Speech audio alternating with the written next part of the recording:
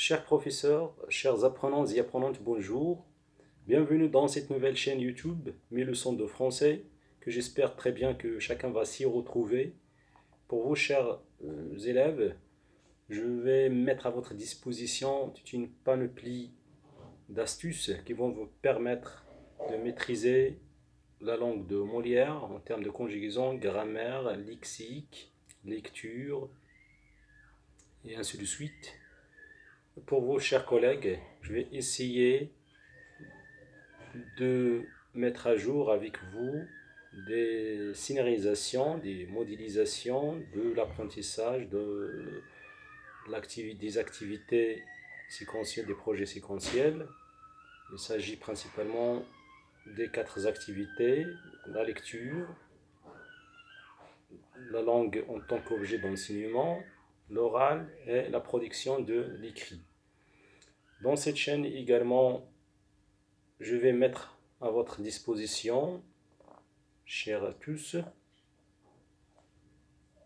un domaine qui est très important à nos jours, c'est le développement personnel, qui est à mon sens un domaine qui permet à chacun de assurer sa réussite socio-professionnelle. Donc dans cette première vidéo, je veux tout simplement vous saluer, chers enseignants et enseignantes, chers élèves également, d'être restés chez vous. Donc, parce qu'il le faut, je sais bien qu'il est très très difficile de se soumettre à de telles conditions d'urgence que traverse le monde aujourd'hui, qu'il est très difficile de s'adapter avec des mesures drastiques prises par la plupart des États, mais il le faut. Voilà, il le faut pour l'humanité, pour vous et pour vos proches. Pourquoi? Tout simplement parce que jusqu'à maintenant, c'est la meilleure façon de freiner la propagation du coronavirus, bien sûr. Mais je veux juste, dans cette première vidéo, chers élèves, d'attirer votre attention sur l'importance d'une telle condition nouvelle, non familière, dans laquelle vous vivez maintenant, son importance dans le développement de vos compétences personnelles. Certes, compétences disciplinaires, vous savez comment, bien sûr, les avoir, les développer, mais dans ces conditions, c'est une occasion pour vous, pour évaluer votre compétence de s'organiser. Avant, comme vous savez tous, il y avait un emploi du temps qui vous assigne des heures d'entrée et de sortie des établissements. Maintenant, vous avez 24 heures. Donc, tout votre challenge est là. C'est comment gérer ces 24 heures pour continuer à apprendre et vivre, bien sûr, avec vos proches, toujours chez vous. Deuxième compétence personnelle que vous devriez développer dans ces jours de confinement, c'est la gestion de l'information. Parce que je sais bien que vous êtes chaque heure, même chaque minute, exposé à un flux informationnel qui se déferle sans cesse sur vos téléphones portables, sur vos ordinateurs, tablettes et autres. Alors, comment gérer tout ce flux?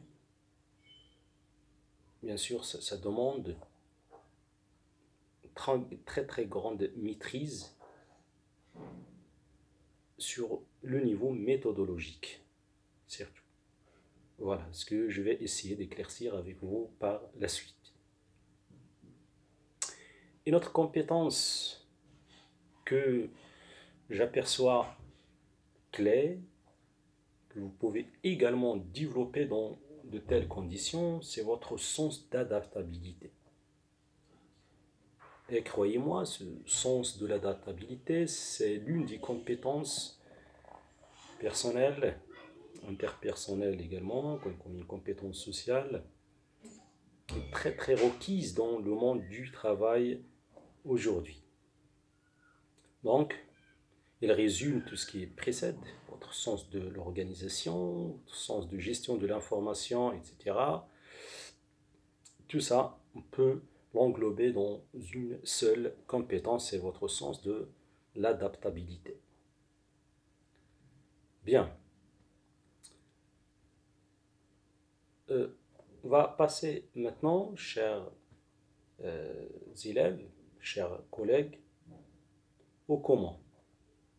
Comment donc vous allez développer de telles compétences. Alors pour la première, je vais essayer simplement de vous octroyer quelques conseils faciles concernant donc la première compétence, la gestion du temps. Il s'agit à mon sens d'établir un programme. Voilà. Alors essayez chaque jour d'établir un programme. Et voici un exemple que je vous propose. 9h, 11h, vous avez ici 2 heures. Après, vous allez se donner un moment de répit, aider vos parents, votre mère, votre dans la cuisine. Vous pouvez voir votre film favori, votre série favorite. Essayez de développer également la communication avec votre famille, c'est l'occasion. Puis, l'après-midi de 14h jusqu'à 16h. Et après, vous pouvez après, bien sûr, faire un petit peu du sport pour bouger. Parce que le sport, ça aide, bien sûr, le cerveau à s'animer. Parce que ce n'est pas une période pour se scléroser, pour rester toute la journée, comment dirais-je, entrelacé. Non, il s'agit justement de travailler en tant qu'élève, de continuer à étudier, mais également à être avec les autres. Et ces autres, bien sûr, ce sont vos familles. Donc, après, de 18h jusqu'à 20h, vous pouvez également enchaîner par étudier une autre matière. Voilà pour la gestion du temps. Pour la gestion de l'information, je sais que, comme je vous ai parlé tout à l'heure, qu'il y a un déferlement fougueux sur les artefacts informatiques, qui est très difficile de gérer. Mais voici une petite méthode que je pense qu'il vous sera utile. C'est que lors de votre préparation, de votre études, une telle matière, essayez de commencer par vos manuels scolaires, puis de s'ouvrir sur ce que se dit, ce que vous pouvez lire sur votre matériel informatique, ordinateur, téléphone portable, tablette et autres. Et alterner entre ces outils-là, ces artefacts informatiques, écouter, regarder des vidéos, mais tout cela doit être accompagné de la prise des notes. Parce que c'est très très important, cela, hein, il faut commencer par étudier le cours à partir de votre manuel scolaire, parce que c'est lui la base, celui qui va vous fournir des vrais jalons de votre apprentissage. Mais pour élargir votre apprentissage, pour l'enrichir, oui, vous pouvez bien sûr s'embarquer dans tel ou tel matériel informatique, bien sûr. Mais chaque fois avec des prises de notes. Voilà, cette partie, je vais l'appeler la recherche des données, la recherche des informations, ou bien le cumul des données. Vous allez cumuler tout un tas d'informations tournant autour de votre objet d'étude. Dans la seconde partie, essayez de passer à l'exercice, à l'application. C'est-à-dire que vous devriez faire des exercices. Et je vous propose, concernant cette partie de l'application, de faire des exercices gradués. Commencez par le plus simple et vous allez vous acheminer vers le plus complexe. Commencez par des exercices d'identification dans lesquels on vous demande d'identifier telle ou telle notion, de reconnaître tel ou tel fait, puis après vous allez essayer de passer à des exercices complexes, des exercices de transfert également, c'est-à-dire chercher des situations qui nécessitent la mobilisation de vos acquis. Voilà. Un dernier conseil à vous donner, chers élèves, concernant cette période d'études, de préparation, c'est d'alterner entre les matières. C'est-à-dire que vous allez commencer par une matière qu'on peut appeler matière principale. Par exemple, si vous êtes littéraire, vous allez commencer par étudier le français. Et après, vous allez prendre une matière scientifique, les sciences de la vie et de la terre, par exemple. Et, à contrario, si vous êtes scientifique, vous allez commencer le matin, pendant la première heure, par étudier les mathématiques.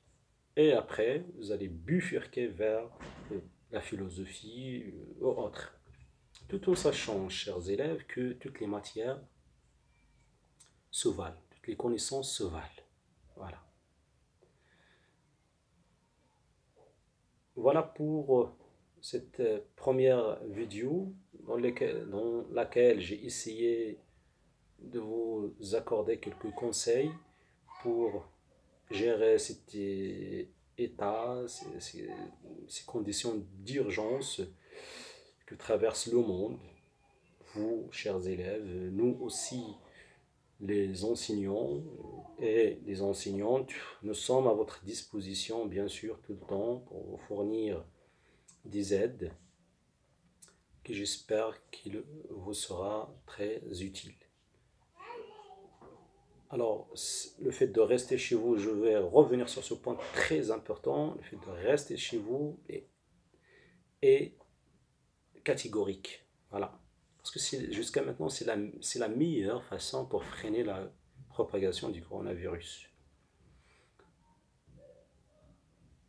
Et n'oubliez pas, controverse, qu'une autre contagion, permettez-moi le mot, une autre belle contagion, c'est celle de l'apprentissage ne doit pas s'arrêter.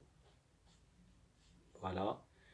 Si je vais me référer comme dernier propos à l'une des recommandations du Club de Rome 2015, No Limits for Learning. On ne peut pas s'arrêter, on ne finit jamais par apprendre. Voilà. Et merci, à la prochaine vidéo et au revoir.